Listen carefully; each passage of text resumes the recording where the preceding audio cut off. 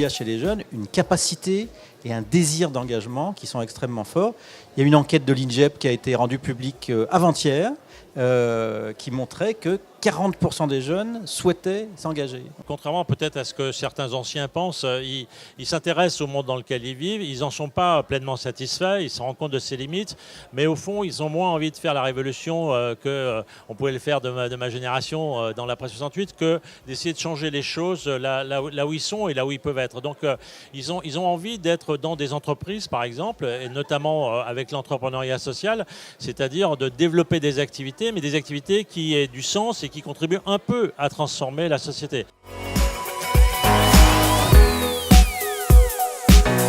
Les jeunes se lancent, ils réinventent un peu le monde de l'économie sociale aujourd'hui avec les enjeux d'aujourd'hui.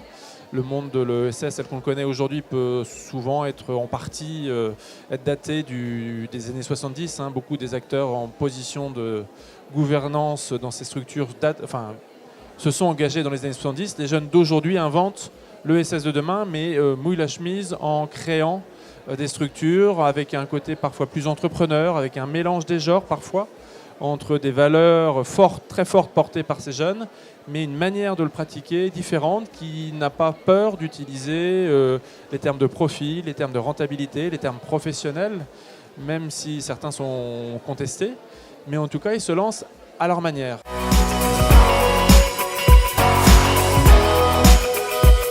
Alors, les nouvelles formes de financement, ce sont aussi les générations plus jeunes qui se mobilisent, qui tiennent aussi à s'engager pour l'intérêt général.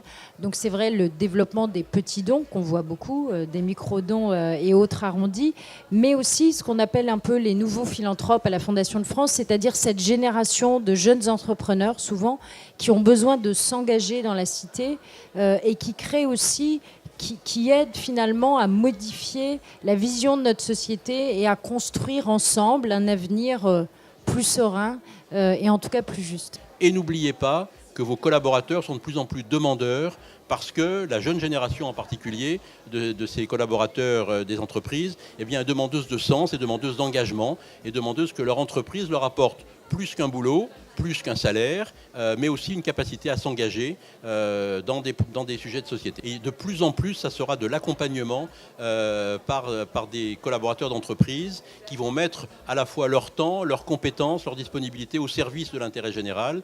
Et ça, je pense que c'est quelque chose de formidablement nouveau.